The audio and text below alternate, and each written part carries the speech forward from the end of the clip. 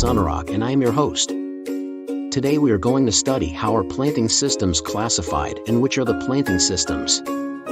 Let's go on that farm. We are going to visit farms with different planting systems. Square planting system. In this system of planting row to row and plant to plant distance is same. Rectangular planting system. In this system of planting row to row and plant to plant distance is not same. Quincux system of planting is also known as diagonal system of planting. In this system of planting, square system is followed in which filler crops are used. Triangular system of planting. In this system of planting, plants are arranged in triangular manner. This system is commonly used for high density planting. Hexagonal system of planting. In this system of planting, 6 plants are planted in a hexagon shape with one filler crop. This system of planting includes 15% more crops than square system.